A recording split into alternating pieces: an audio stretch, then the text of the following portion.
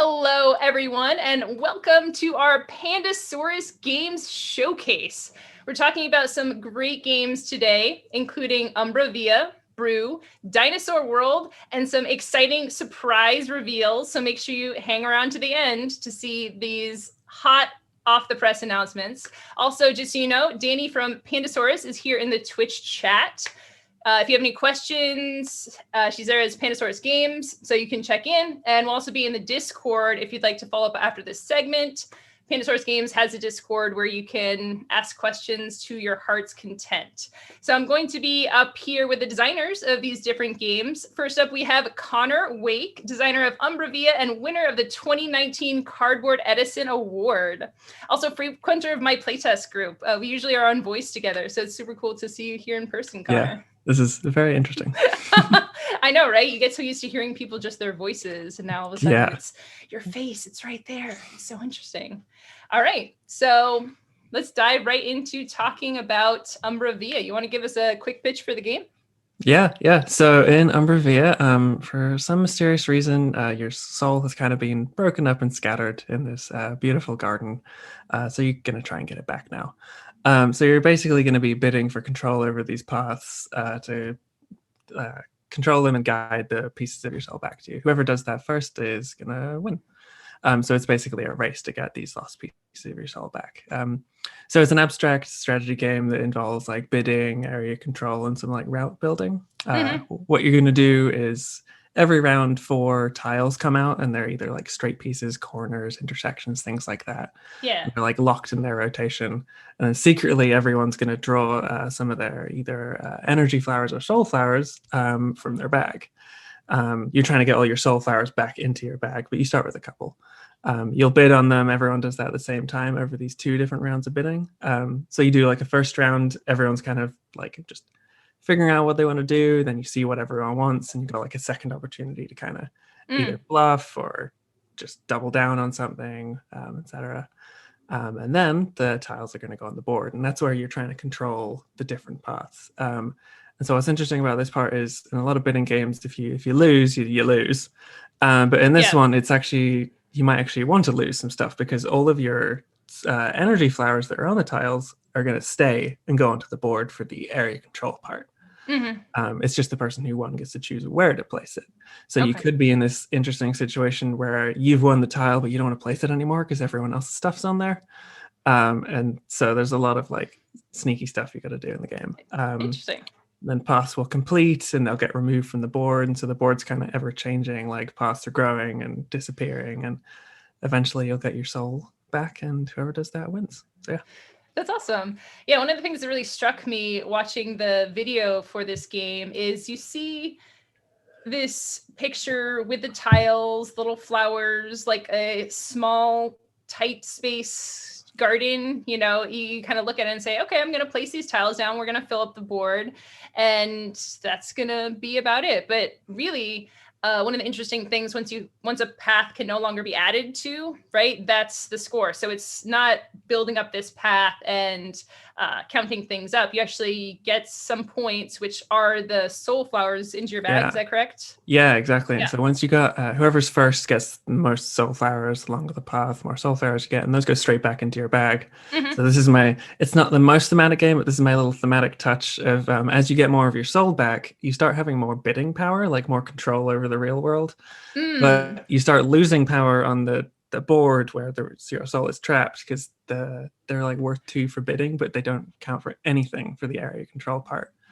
Right. And so it's like a little bit of a balance. You don't want to jump too far ahead because you want to be able to still keep winning the area control. But now that you're super far ahead, you can control everyone else's pieces. Yeah. So, yeah, because there's the back and forth. There's a really interesting visual element here where you have 2 types of flowers that are slightly different shades of each other, right?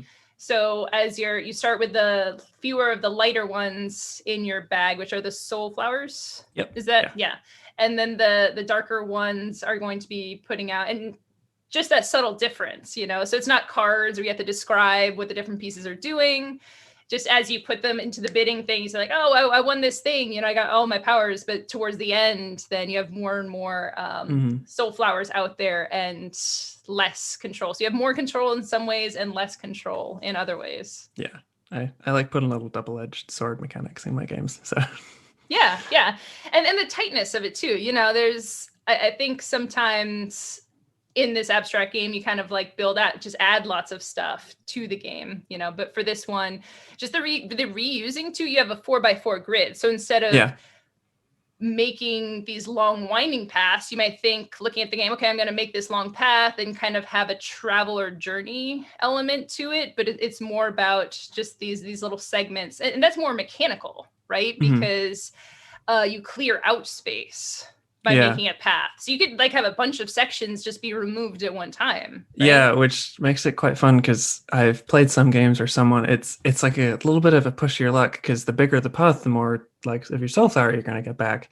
Yeah. But the bigger your path, the more everyone can kind of see where it's going, and they can start. If they close a path and remove it, all of a sudden that path's like open again. Yeah. And so I've played some games where someone had like this like 10 tile path, which would get them 10 out of the like 13 points you need to win the game. Oh, wow. Yeah. They could never close it because everyone was just closing little pieces around it constantly. Yeah. And someone else caught up and won before that got finished out. So yeah, it's. Yeah. So what was your inspiration behind this? It seems very creative idea, garden paths, soul. I think about it, it seems almost a meditative thing. What gave you an idea to make this sort of a game? Yeah, I kind of started with like, I know there's like the theme versus mechanics thing, and I kind of tried to do like the experience stuff or like the feeling or whatever. So the feeling I was kind of going for is, well, I've been playing a lot of Inish, and I really liked in that game how you don't have to kill everyone to win. Yeah. Because I was always a bit annoyed in area control games where you move into a spot and suddenly it's an all-out like to the death battle. And so I kind of was like, well, what if I take that a bit further? And area control game, you can't remove anyone's pieces. Instead, you're just going to kind of work around them and shuffle them around and divvy them off and stuff. And I was like, well, bidding could be cool for that too.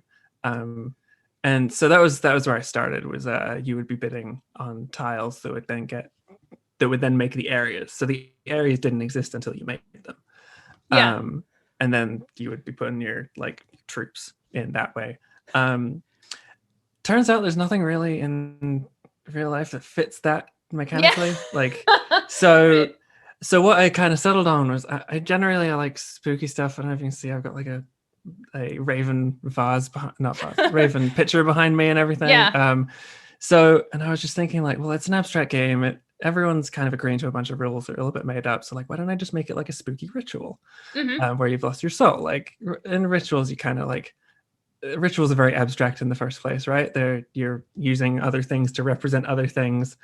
And so, yeah, that's kind of why I was like, I like spooky things. Let's just turn this into a ritual. Why not have it be paths that you're guiding your soul back out through?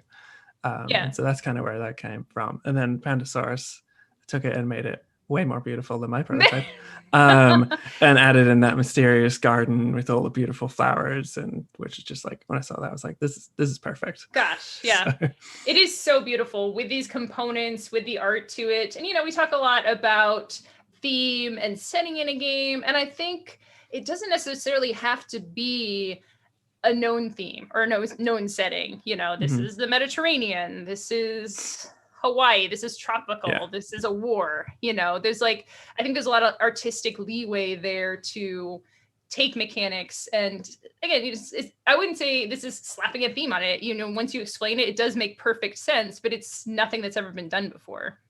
Yeah, which was a little bit of the problem when I was like trying to pitch it around and stuff. It's like, no, I promise. Let me just explain my whole reason behind this real quick. But yeah, like I love thematic games and stuff, but like sometimes there's just a set of mechanics and like an experience that it makes. Like there's just this fun tension behind all the little moves, but none of it's like overwhelming tension, I feel like. And it was that balance between like this bidding where nothing has like a real value on it. A lot of bidding games are like, that's worth 12 and it'd be cool if I could get that for 10. But this one, there is no value on anything. You just got to be like, well, I think that one's better than that one, so I kind of want to win that one more. So everything's like relative. Yeah, that was the feeling I wanted, and I just didn't want to try and squash a theme on top of it and kind of take that all away. Well, So, any sort of auction or bidding mechanic, it really warps the game around it. Yeah. Right. Mhm. It's hard to put that in there and not have it be just a huge chunk of the game. But I really like some of the things you did in here. For example, you have 3 pieces each round to bid with, and you can put them in one of 4 locations. Or and stack them up. So you draw 3 over the round. You'll draw 6, 3 and then 3, and then you divvy them up between the 4 tiles. Yeah. So it's I've heard a lot from people that like if they don't. Some people like I don't like bidding games, but like I like this one. Exactly. Yeah. It kind of removes the part that a lot of people don't like about bidding, which is the losing part. Yeah. Or yeah, exactly. Or the mathematical computation. If you know the right value. Some people are like, oh, I didn't know that was worth 12 and I bid 50. Sorry. Yeah. There's no way to go wrong in this, really. There's better things you can do, but there's no way to completely faceplant. Because a lot of games you start off with so much. It's like you have 100 resources to use over the course of the game or something. Yeah. So you're like, okay, I guess I do 80 the first round or I do 3, just figuring out that math. Yeah, exactly. This it's picked for you. You've got 6, split them up between these 4 tiles. Enjoy. Yeah. And also, like you saying this is area control, I look at it as like, oh my gosh, this is area control. It's kind of, it stealths in the area control there. It's just like, oh, and you take up the space and the paths and you want more pieces in there. Yeah.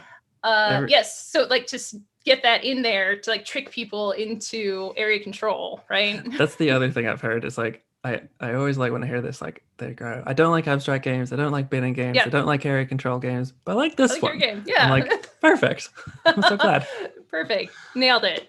All right. So that has been Umbra Via.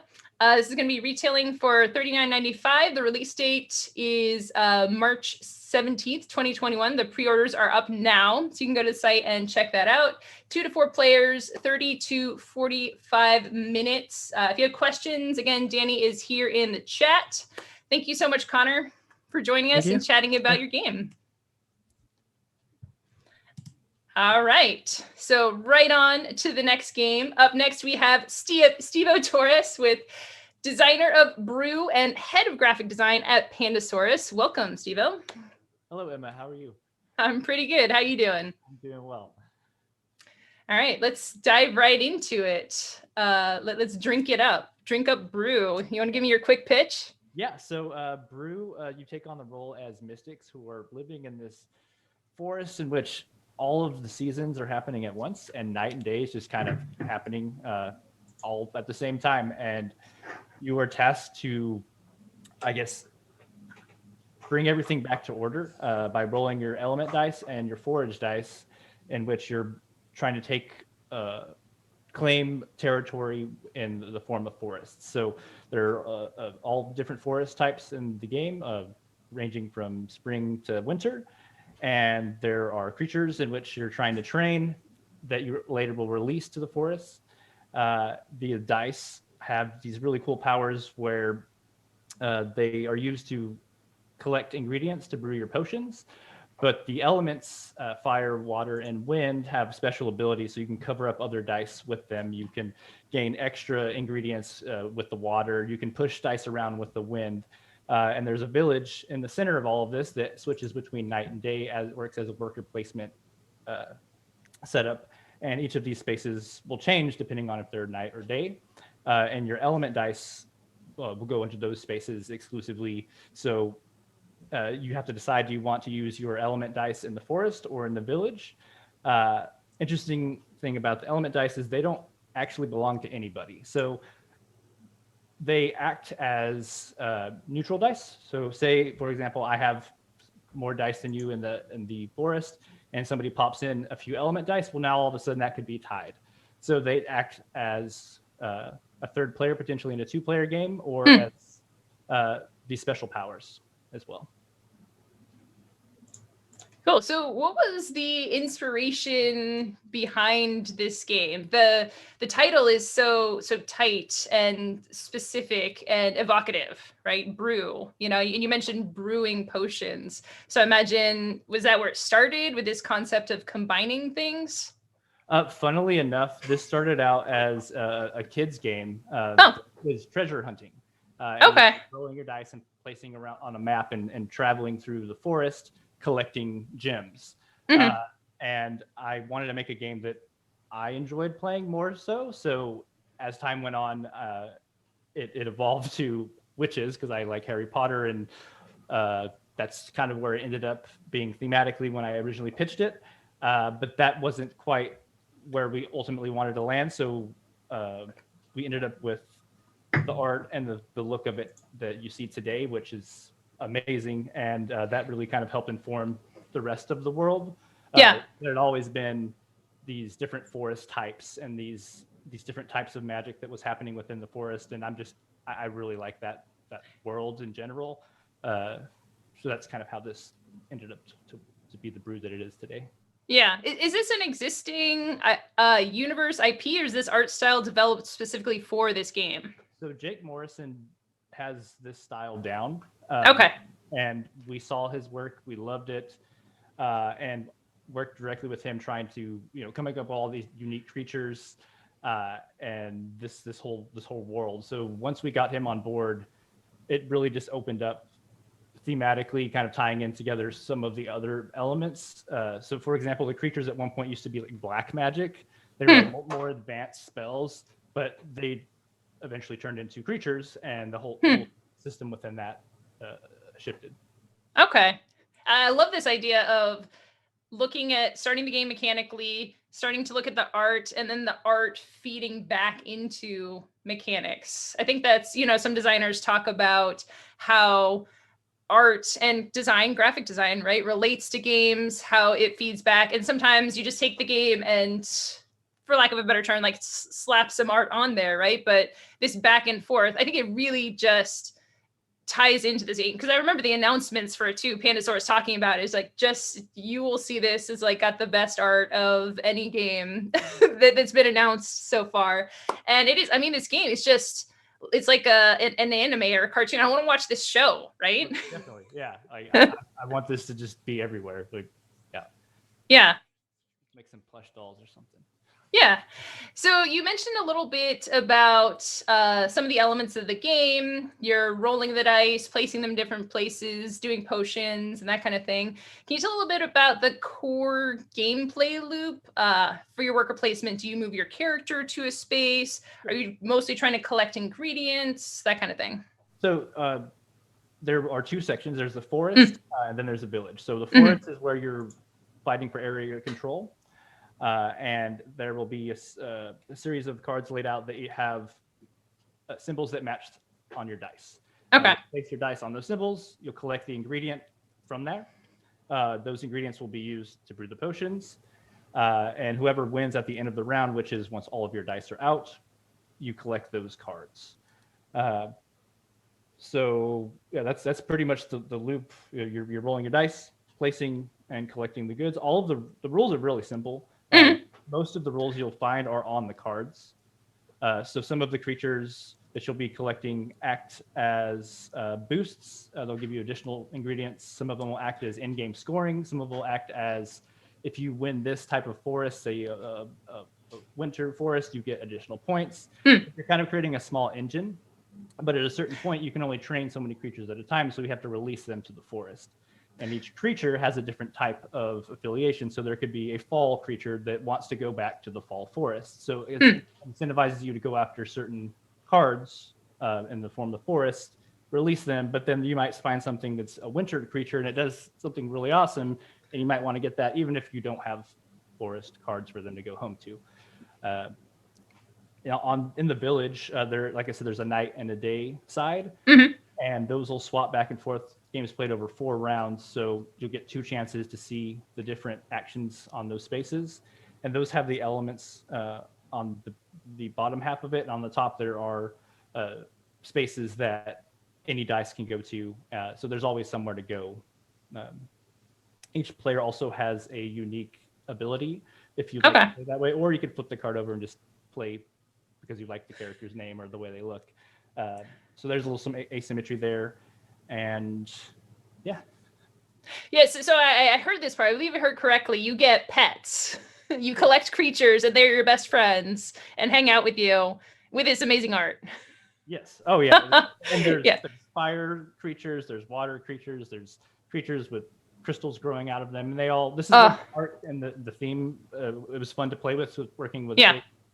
We have, say, a card, gets you extra crystals, so we would make sure that that creature had a lot of crystals growing out of them. Or there's a multi-element creature, so it has all of the elements happening at one time. So each of the creatures are unique in that way, and they tie into the art and theme of what's happening. Okay. And you mentioned at the beginning that this started as a family game.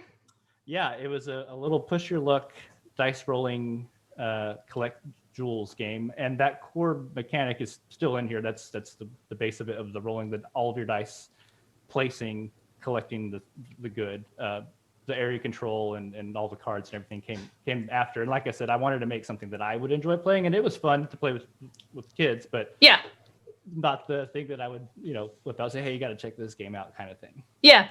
Would you say that it sounds like that you've added some elements of complexity. Would you say that it's still like a family for older kids as well, for younger kids, more of a hobby game audience for this? It's set at 10 and older. So okay. Yeah, it's family plus. Yeah, nice. So with the different pieces, different phases and things, I could see there being potentially a little bit of a complexity to it. But I like, because I know some of the games, like one of the games that's coming up in a little bit, Dinosaur World, is definitely quite complex, has a lot of things going on. But I will say, definitely something I've noticed from a lot of the Pandasaurus games is it can look like a lot of stuff, but once you get into the pieces of it, the game tells you a lot of what it's supposed to do. And you say, which I imagine with Brew as well, okay, there's a lot of stuff going on here. Oh, I totally get what's going on. You get into the loop of it, and it ends up making a lot of sense. Definitely, yeah. Cool. So one last question that I wanted to ask. So you're also a graphic designer at Pandasaurus, and how much did you work with the art and the graphic design of this game to make those pieces work really tightly together? Sure. So Nathan and Molly, owners of Pandasaurus, kind of gave me free reign to have a lot of fun with this project, and nice. I worked from the very beginning with Jake on the art direction and all of that. Like I got to pitch all the ideas for what the creatures were. We came up with a really cool system, kind of like video game sprites, where you have individual assets, and then you can kind of make your own scene. So all of the forests were like hand placed to look unique, but Jake drew all of the art. I just assembled everything, put it all together, so everything kind of looks a little bit different from the next piece. Yeah, and has that kind of video game-esque element to it. And I think for like a lot of designers don't have much of an art background. I don't think it's necessary for a game designer, but if you can, like art directing is hard, thinking of what it is you want to look. And I think that it really comes through for this game, that tight coupling of designer, artist, publisher. Really well done here. Well, thank you. And Nathan and Molly are, they definitely are amazing to work with, and when we all get together and do some art directing, we come up with some great things. Oh yeah, absolutely beautiful. I can't wait to see this on the table. So just a few more details about this game. This has been Brew, retailing for $29.95, release date June 16th, 2021. Pre-orders will begin soon, so stay tuned. All of this information is on the Pandasaurus website. Lots of great information there. As I mentioned, they've got a very active Discord too, if you want to ask questions. It's going to be for 2 to 4 players, duration of 45 to 90 minutes. Thank you, Stevo, for telling us about Brew. Thanks, Emma. All right, on to our next game. Now we have Brian Lewis here, co-designer of Dinosaur World and Dinosaur Island, rawr and right. I love the pun for that. And direct sales manager at Pandasaurus. Welcome, Brian.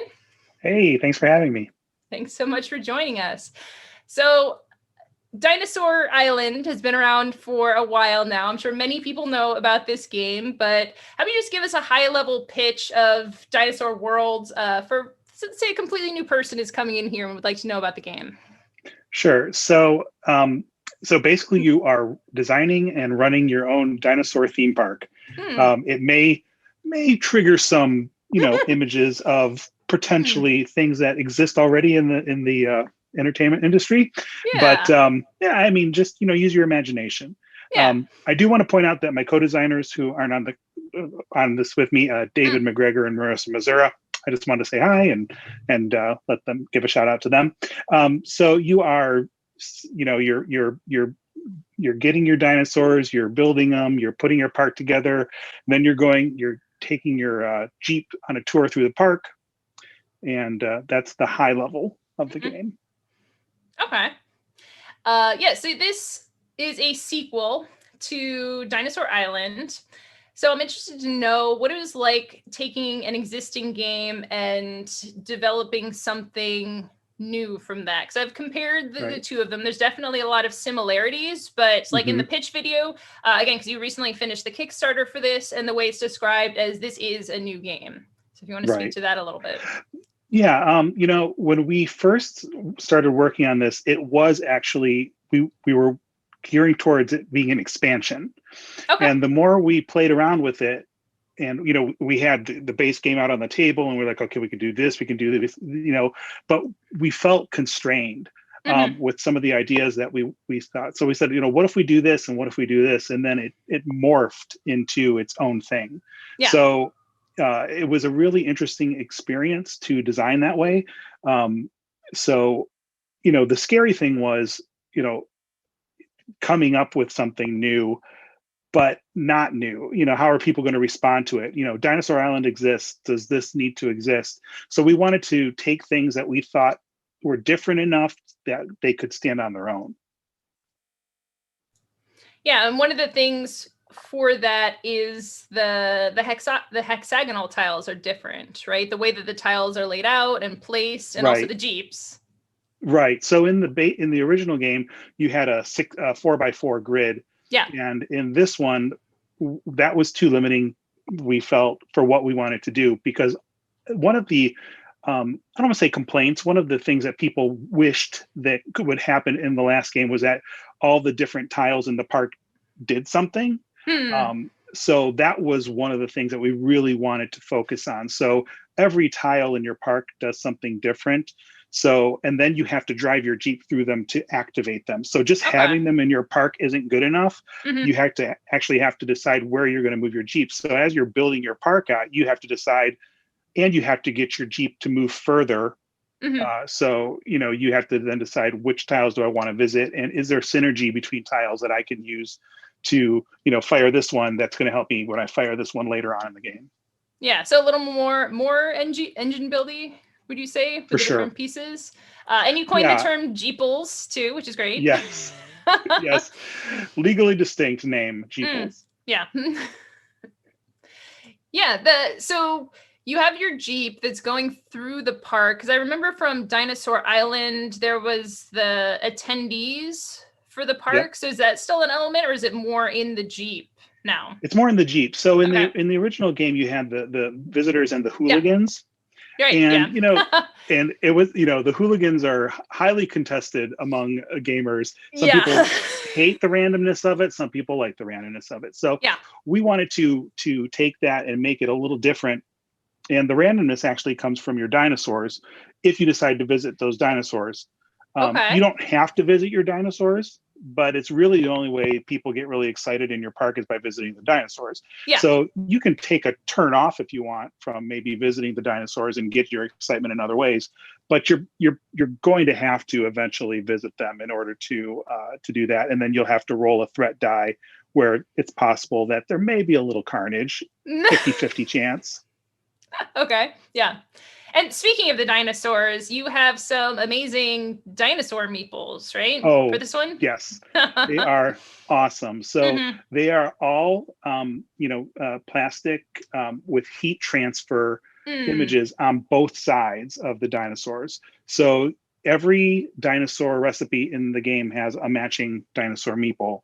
So I think in the Kickstarter version, and this is, by the way, this Kickstarter version only has those heat transfer meeples. Okay. For each recipe. In the retail, there'll be different meeples, and you can check that on the website when that's available. But I think there's 17 different dino meeples in the game. Wow.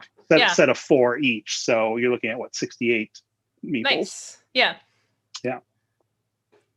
Yeah, and that's you did mention the Kickstarter version. The Kickstarter has closed, but late pledges are open until March 9th, which is a couple more days. And that will be for that Kickstarter edition with the meeples. Yes. Okay. Right. So good to know, folks. If you want those, you said 17? 17 different types. 17 different types of dinosaurs with the heat transfers on them. Definitely check that out. So is there anything from the original game that you really wanted to make sure that you kept and that was such a core part? Sure. The thing that people, I think, love the most, at least it seemed like it from the feedback we got, were the chunky DNA dice. Yes. And, oh my gosh. Yeah. So of course those are in there, so what we did was in the original game, you had scientists that were 1, 2, and 3. And if you put a 3 on it, it multiplied it by 3. In this version, you have workers for your park, and you spend workers to get DNA. So if I send 2 workers, I can multiply it by 2. But there are 4 different colors of workers, and they all have a special bonus. So if I send a blue, which is a scientist, I can take an extra DNA of my choice from the DNA pool. So every color gives you a bonus, whether it's some type of money, some type of DNA, something for your Jeep, or something to do with purchasing. So that was an interesting little thing we added. Okay. You mentioned something about doing things. Can you upgrade your Jeep? The Jeep, so you can. Oh, cool. Nice. What'll happen is at the beginning of the game, you can move 2 spaces. Well, you're not going to get very far in the game if you only move 2 spaces the entire game. Yeah. So you can send a worker and upgrade, and eventually you can move up to 5 spaces. And as you move up the track, you unlock bonuses for your Jeep that trigger at the end of every round. So it's a little bit of an engine building thing as well. I get a little bonus just for moving up the track as well. The main focus, if we condensed from Dinosaur Island, the DNA, scientists, and market phase all into one. Oh, in very this, nice. so there's more of a I don't, what do I do first? Someone might go for DNA, someone might go for a building. There's a little bit of tension there, and then your lab, you don't do upgrades with that. You just kind of have spots you can choose, and then the meat of the game, if you will, is the Jeep tour through and activating and getting victory points and excitement from visiting your attractions. Okay, yeah, because I remember I didn't look at Dinosaur Island that much, but I do remember there was definitely many sections of kind of like going back and forth between the pieces. So a little more focus now onto the actual park aspect. Correct. Of it. With still all those other great, you're making your dinosaurs, it's not just about your park. You're inventing the dinosaurs here. Right. Yeah. That's the fun part. Yeah. So I think, and obviously from the success of the Kickstarter, there's a lot of returning players who are very excited to get this new version in the dinosaur, in your completely unique dinosaur universe. Right. What do you think that new players to the dinosaur world, this dinosaur world, what do you think the experience for new players coming into this dinosaur world is going to be like? I think, if you haven't played Dinosaur Island, obviously you have nothing to compare it to. So it'll be it'll be a new experience. I think it's going to be the same kind of like, oh my gosh, the DNA dice are so cool. I have so many choices. What do I do next? And then the actual, running through your park with the Jeep and just activating everything and trying to find those combos. That's what I like. As a player, like, oh, if I get this, and then if I do this later on, I can piggyback off that. So I think people are going to find it can look intimidating because the tiles are like, I think they're like 3 1/4-inch hexes. So they're not tiny. Right. They're pretty chunky. And it will have great table presence. Yes. But, sometimes people go, oh, table presence, that's complex. And that's not the case. And it's just like, once you learn this phase, then this phase, and this phase, it just flows. And the nice thing about the lab phase and the Jeep phase is that they're played simultaneously. So every player is doing theirs at the same time, so there isn't a lot of downtime waiting for someone to finish their park. Yeah. Yeah, and that's I mentioned earlier in this segment for Dinosaur Island was another game that I was intimidated when I first saw. My friend did say that we could learn and play a 4-player game in an hour, which was a little optimistic. But even within the amount of time that we had, first going through the pieces, okay, there's this section, like, again, once it starts rolling and you put all the pieces, it's just so satisfying, how all the pieces fit together so well integrated, and all of a sudden you are playing this game with the pieces, and the pieces make it great then. And the table presence, like you say, from across the hall or a convention center or whatever it is, you see this game and just draws you in because the art and the components and everything. And even just seeing, like 12 dinosaurs in your park and driving the Jeep through them. I mean, I'm like a kid, I'm a 50-year-old kid, driving through my Jeep and that's the fun. Pandasaurus have been great. They have such great vision about like what they want people to experience and what it should look like. We were lucky enough, you can see behind me, Quan Chai Moriah, able to get him back and do his art again, and he is so incredible. His work is just so incredible, and the colors, I mean, just they're beautiful. Just absolutely not even eye-catching, eye-sucking, right? Like you just want to be sucked into this world. Maybe not this world, not in there being eaten, but in charge of this world, right? Being the eater of the people with the dinosaurs.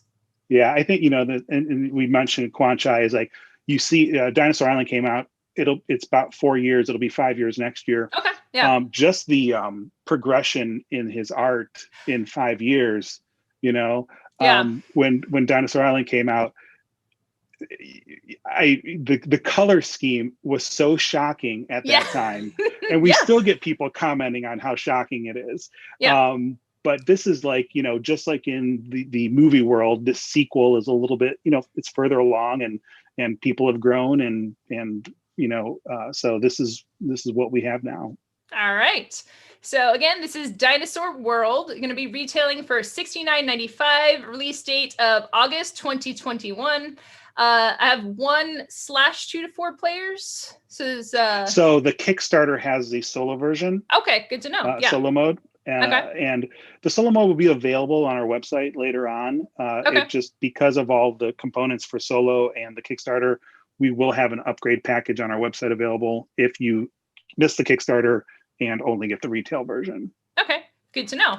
But as we said earlier, until March 9th, the late pledges are open. So if you want those heat transfer meeples, if you want this solo mode and other cool stuff, you should check that out right now because that is ending very soon. Yes.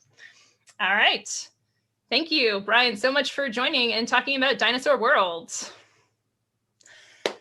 Oh, so much excitement here. Finally, we have Molly Wardlaw and Nathan McNair, co-owners of Pandasaurus, here with some exciting announcements. Thank you so much for joining us. Thanks for having us. All right, so we talked about so many of these beautiful games that you have announced already and are bringing to the world, but wait, there's more. So you have some just fresh, hot news for us here at Gen Con, I hear. We do. So we have mentioned 2 games to announce right here. So the first one is Wild Space. These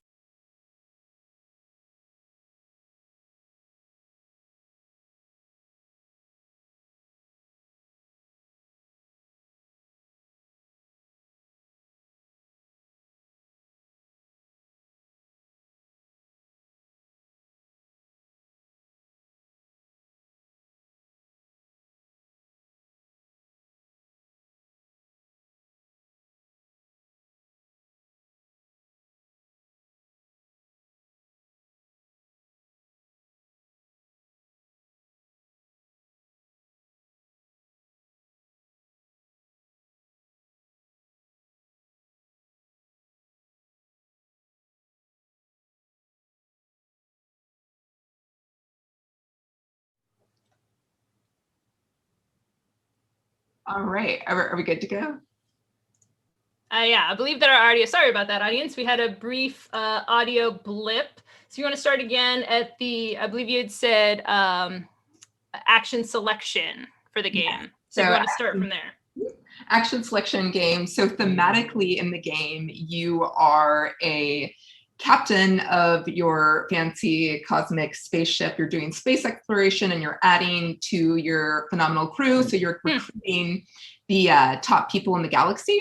So, or people, excuse me, little animals, right? Anthropomorphic animal friends. So every time you add a new animal friend to your crew, you're going to have a lot of cool knock-on comboing effects to everything you already have going on your team. So really, really cool. The thing that we really loved about this game, a lot of crunchy comboing, like I mentioned, but the rules are very accessible. Yeah. So a lot of people that are able to get a hold of this game, have a lot of fun in this game. Pretty fast playtime, 1 to 5 players, $30 SRP. Okay. Yeah, that just, I'm looking at the picture here of the art and characters and things, and just, again, absolutely sucked in by this amazing display here. And you compare this to the art and the pictures you saw. This is another thing about the games that y'all are bringing to the world. Like we have everything from Dinosaur World, this table presence game, to this one, also table presence. But you look at it and maybe a little more friendly. Some people are intimidated by lots of bits. We'll come over, see adorable animals and cards. I can handle that. Yep. Yeah, we really felt artistically that Catch-Up had a lot aligned with us. So it was kind of an easy decision for Nathan and I. It was like, these are beautiful. These are great games. Yeah. Yeah, we're pretty strong on the, like, gameplay obviously is always going to be like the most important thing. Yeah. But, you know, it is a full package, and, you know, you really want an attractive looking game with like nice components, good hand play, a nice tactical feeling when you're a tactile feeling. Tactical is also good, I guess. Yeah. Tactile feeling when you're interacting with the game. And I think that the team at Catch Up with Wild Space did a really good job of that. And as we played it, we're like, yeah, no, this is exactly the kind of game that we put out. And it's a super easy fit into our lineup. Awesome. All right. So we have another game to announce, 2 games. What do you got for us next? Yeah, so this is also another game from our friends at Catch Up Games. It is The Loop. I do not have a box with me, but there it goes. It's on the screen. Yeah, we got some art here. This one you can see it's a bit bigger, a bit more table presence. So this is a cooperative game. Okay. In The Loop, you are all agents at the agency, and you are working to fix the space-time continuum. There is a mad scientist called Dr. Fu, and he is running around cloning himself, putting himself into different eras in time, and just messing with the space-time continuum to try to like bring the whole thing crashing down. And your team is going to have to work together to move through time, get rid of his clones, fix the things that he's changed in the timeline, correct that, realign it, and just kind of, you know, keep the space-time continuum from collapsing, as one does when you're a time agent. As one does. Again, absolutely gorgeous art here, and cooperative too, which is cool to have options of both. I definitely know some people who are cooperative only gamers who love strategy and mechanics, but want to work together instead of fighting against each other. Yeah, what I really like about this is there's a couple of things that are really nice. You can see in that render, there's like a little dice tower guy. And it'll randomize where it spits out, and that's kind of like where chaos happens. So you can do some planning, like you could turn which 3 eras of time the spigots are pointed at, but you can't necessarily control where they're going to go. So if you think about this like pandemic, right, where you're worried about an outbreak, you can turn that guy, but you're always, you know, if you don't turn it far enough, there's a risk that it will spit out one of the side and still wind up kind of going where you don't want the chaos to be. So you have a little bit of control, but there's a randomization element, so you don't have perfect knowledge. And one of the things that's really neat in this game is the mechanics and the theme match really well. Okay. So what you're doing for your action as a character is you're laying cards into a tableau, and you're able to time loop that tableau and run the engine repeatedly. you can wipe it and stop running that same time loop over and over and over again. But it's one of the things going on is like you're going back in time to earlier for yourself and redoing the same actions you've already done, or you could break that if you're not liking the way it's working. So it's got some interesting sort of like how you make decisions and how you limit the decisions that you make throughout the game. It's really novel, and it's an incredibly smart game. If you like Pandemic, it's like a half step above that in complexity. Okay. While playing very differently, but it has that same, like most good cooperative games, it has that feeling of like there's 80,000 fires all going on at once, and you're trying to identify like which ones are going to end the game. Yeah. And then you're all like running around trying to put them out, trying to figure out like, okay, do we need to team up here, or can this player go handle that problem themselves? So really phenomenal game. Both of these are out in September. Okay. I think we're hand waving that right now, but one will be 1 week and one another week. Yeah. We'll figure that out before they come out, hopefully. September, But definitely September. It's $29.95 on Wild Space and $39.95 on the Loop. So happy with, we always shoot for like nice price point to gameplay ratios so that, you're not buying a box of air and you're getting like, a nice fun game for your price. Yeah, absolutely. It's just all up the scale of the size and complexity of games. There's always a lot of games. Like in a Pandasaurus game, without fail, there's going to be a lot of game in that box. All right, chat, we got a couple more minutes here. If you do have any last questions, just let us know. Otherwise, I will keep asking questions. Also, Danny, shout out to Danny, who's done an amazing job here answering more questions. The chat has gone so fast, I'm sure I've missed something. But yes, AMA, yes, ask anything. Well, I did want to ask something. So I like here you have internally designed games, and so you're building a game from the ground up with a lot of these, and then you're localizing other games. So how is that a different process within your company? So localization is thankfully a lot easier. Yeah.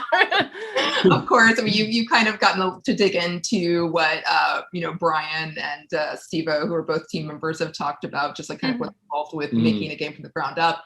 Localization is pretty cool. So there's a couple of ways it'll happen. It could be that you just happen to be playing a game we really love. We immediately try to contact the publisher, see if the rights are still available. And another cool thing happening now, just like where we are as a company, we've gotten bigger, we have more of a presence, so we do have really good relationships with people like NSV, and hopefully now Catch Up as well, where we meet with them routinely at cons. They pitch stuff, and we will also reversely pitch our titles as well, so we can have some kind of localizations going back and forth. Yeah, excellent.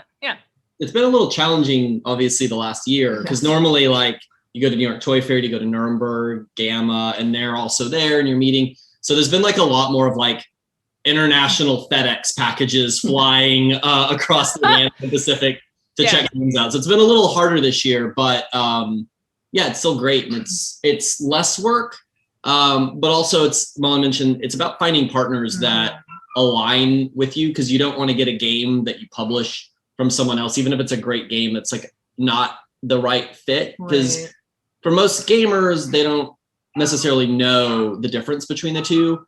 And people, there's a certain expectation of a Pandasaurus game of sort of like what the weight class will be, what the art's going to look like, the component quality.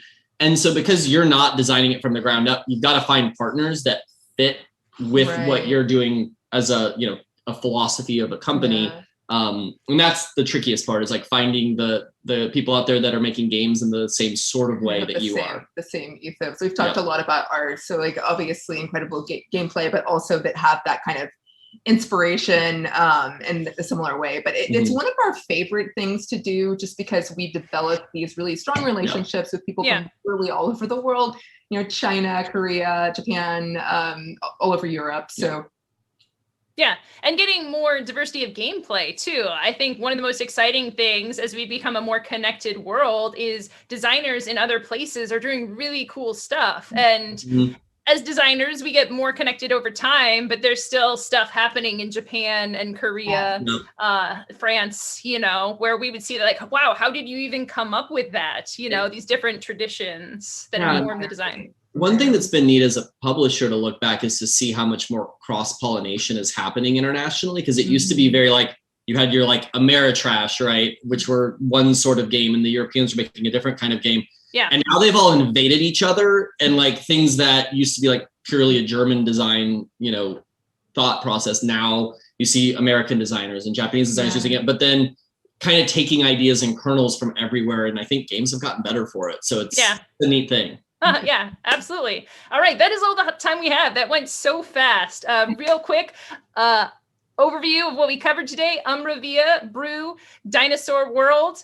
We had Wild Space and The Loop, new announcements. Check out the Pandasaurus website for more information about all of these, and the Discord. If you want your questions answered, that sounds like definitely the best place to go. Thank you so much all for joining us. This has been so much fun and fabulous.